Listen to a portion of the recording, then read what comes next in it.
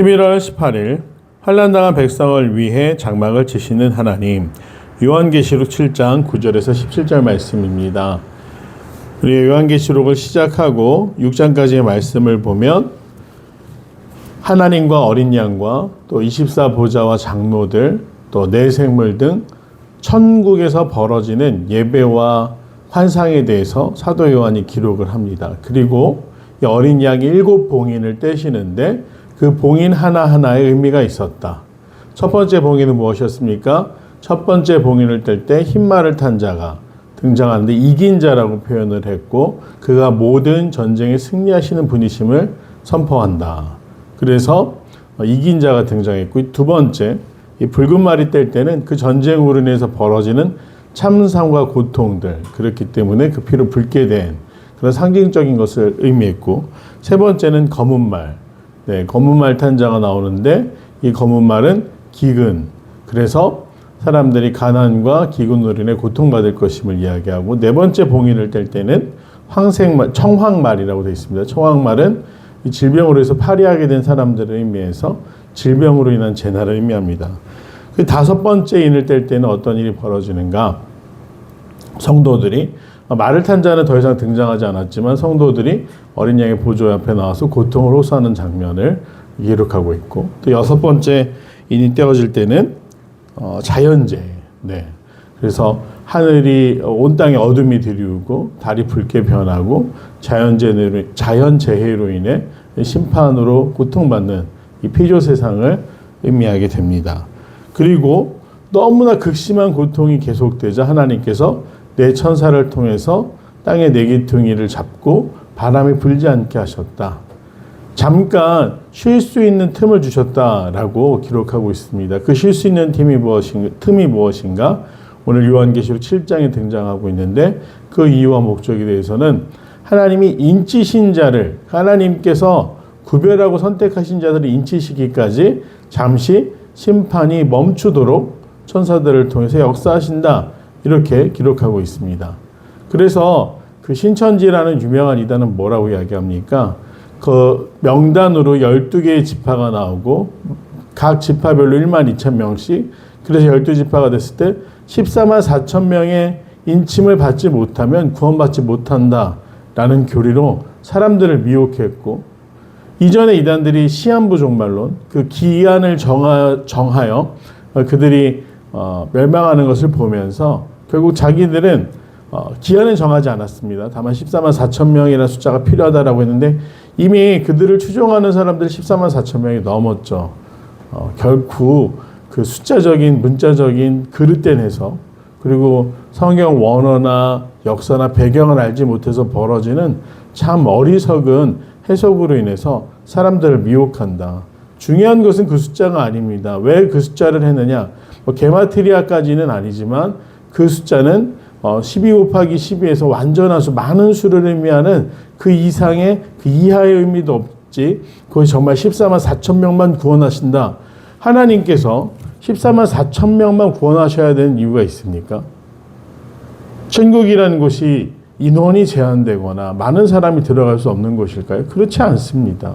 그 어리석은 이야기를 통해서 정말 많은 사람들을 미혹하고 있는데 우리 성도들 분별하는 지혜가 있어야 될 줄로 믿습니다. 그 부분에 대해서 천사들이 6째 봉인이 떼어지기까지 고통받는 사람들을 위해 하나님께서 잠시 심판을 멈추시고 그 심판받는 백성들 중에서 하나님께 온전히 순종하는 사람들, 하나님의 인침을 받은 사람들을 구별하시기까지 잠시 심판을 멈추신다라고 말하고 있는 것이 오늘 7장 1절에서 8절까지의 말씀이고요. 9절은 그 백성들이 하나님 앞에서 회복과 하나님의 인도와 보호하심을 온전히 경험하게 되는 상황. 즉 심판은 잠시 멈추었고 구별된 백성들이 하나님 앞으로 나와서 벌어지는 일을 다루고 있는 것이 바로 오늘의 본문입니다. 환난을 당한 백성들, 인봉이 떼어질 때마다 고통 속에 신음하던 그 백성들이 하나님 앞에 나오는데요. 오늘 9절을 보면 이 일 후에 내가 보니 각 나라와 족속과 백성과 방언에서 아무도 능히 셀 수 없는 큰 무리가 나와 흰옷을 입고 손에 종려 가지를 들고 보좌 앞과 어린 양 앞에 서서 큰 소리로 외쳐 이르되 구원하심이 보좌에 앉으신 우리 하나님과 어린 양께 있도다 하니 한 무리의 백성이 하나님과 어린 양 앞에 서서 흰 옷과 종려나무 가지를 들고 서서 외쳐 이르기를 구원하심이 보좌에 앉으신 우리 하나님과 어린 양께 있도다 라고 하나님 앞에 경배하며 찬양하는 모습을 볼 수가 있습니다. 그러자 이 하늘 보좌 위에 누가 있었죠? 천사들이 있었고 또 24보좌에 앉은 장로들이 있었고 네 생물이 있었습니다. 그 모든 존재가 보좌 앞에 엎드려 얼굴을 대고 하나님께 경배하여 이르되 아멘. 즉 이 흰옷을 입고 종려나무 가지를 든 백성들의 고백이 그대로 이루어지기를 바란다는 아멘으로 화답을 하고 있죠. 찬송과 영광과 지혜와 감사와 존귀와 권능과 힘이 우리 하나님께 세세토록 있을지어다 아멘 하더라. 백성들의 고백과 또 천상의 존재들의 화답이 모두 하나님과 어린 양을 찬양하고 있다라고 12절까지 사도 요한은 자신의 환상에 대해 기록하고 있습니다. 얼마나 위엄이 가득하고 은혜가 넘치며 정말로 저절로 고개가 숙여지는 웅장한 장면이었겠습니까? 천지가 진동하는 고백입니다. 구원하심이 보좌에 앉으신 우리 하나님과 어린 양께 있도다. 즉 심판의 날은 우리가 두려워할 것이 아니라 하나님이 이 땅 가운데 예수 그리스도를 다시 보내시는 그 재림의 날은 온전한 예배가 회복되고 하늘과 땅이 모두 하나님을 찬양하는 정말 우리가 상상할 수조차 없는 그런 광대한 예배의 장면이 펼쳐진다. 우리가 그것을 기대하고 소망함으로 기다릴 수 있는 귀한 성도들 되길 간절히 소망합니다. 성적표가 나오는 날이 있습니다. 아이들은 두려워합니다. 혹시 자신이 평가를 받고 성적을 받은 날이 부모님께 실망시켜드리거나 혼이 나지는 않을까? 아이들은 때때로 숨기기도 하고 또 학교에서 그걸 부모님께 보여드린 걸 확인받고 사인을 받아서 가지고 오라고 하면 감추는 경우도 있고 사인을 위조하는 경우도 있습니다. 그러나 열심히 공부하고 또 부모님께 늘 자랑의 자녀들은 그것이 얼마나 큰 훈장과 같이 영광의 상징이 되겠습니까? 그렇습니다. 심판이라는 건 그렇습니다. 그날에 우리가 하나님 앞에 갈 때 정말 떳떳하고 또 늘 행복하고 당당하게 나갈 수 있는 그런 성도들이 되시기를 간절히 소망합니다. 오늘 흰옷을 입고 이 종려나무 가지를 든 백성들은 누군가? 장로 중에 한 사람이 나와서 묻습니다. 이들은 누군가? 그랬더니 사도 요한이 그들을 위해서 대변합니다. 이들은 정말 어린 양의 피에 자신의 의복을 씻어 하얗게 되었다. 즉 회개를 통하여 하나님 앞에 나온 하나님의 백성임을 이야기합니다. 13절을 보면 장로 하나가 응답하여 나에게 이르되 이 흰옷 입은 자들이 누구며 또 어디서 왔느냐. 그러자 요한이 대답합니다. 내 주여 당신이 아시나이다. 그가 나에게 이르되 이 큰 환난에서 나오는 자들인데 어린 양의 피에 그 옷을 씻어 희게 하였느니라. 이렇게 이야기합니다. 그러자 하나님께서 그들이 성전에서 밤낮 하나님을 섬기고 보좌에 앉으신 이는 그들을 위하여 장막을 치셨다라고 이야기를 하는데 이 또한 환상이죠. 수많은 백성들이 하나님 앞에 나와서 흰옷을 입고 종려나무 가지를 흔들자 그들의 머리 위에 광대한 장막이 펼쳐졌다. 사도 요한은 묘사하기를 장막안은 다시는 줄이지 아니하고 목마르지도 아니하고 해나 아무 뜨거운 기운에 상하지도 아니하리니 이렇게 고백합니다. 즉 완전한 보호와 공급을 약속하시는 장소가 바로 이 하나님이 치신 장막이다. 보좌 앞이다. 라고 이야기를 합니다. 이는 보좌 가운데 계신 어린 양이 그들의 목자가 되셔서 생명수 샘으로 인도하시고 하나님께서 그들의 눈에서 모든 눈물을 씻어주실 것입니다. 정말 기다려지는 순간 아니겠습니까? 우리가 이 땅의 모든 수고와 의무를 다하고 하나님 앞에 나아갈 때 하나님이 그동안 정말 애쓰며 수고하며 살아왔던 모든 하나님의 자녀들에게 그 장막 아래 거하게 하시고 마르지 않는 샘으로 인도하시고 마지막으로 그들의 눈물까지 닦아주시는 하나님. 우리는 예수 그리스도께서 다시 오는 게 두려운 사람들이 아닙니다. 오히려 기대되고 기다리며 소망을 품고 살아갑니다.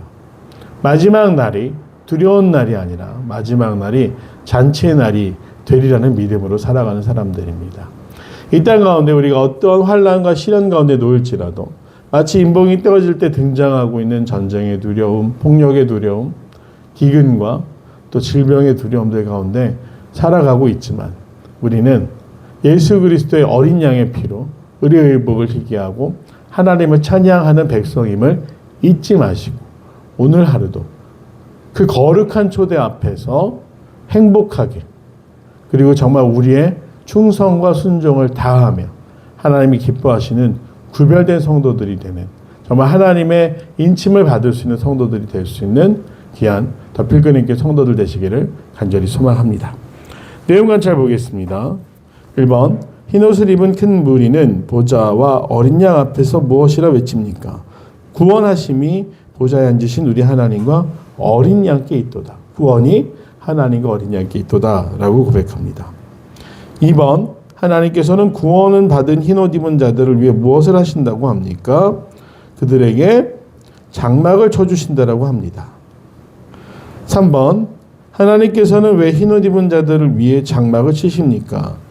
앞서 말씀드렸지만 구별되는 공간, 가족, 존귀한 자, 손님들이 머무르는 공간, 장막 아래는 온전한 보호와 공급이 있는 공간.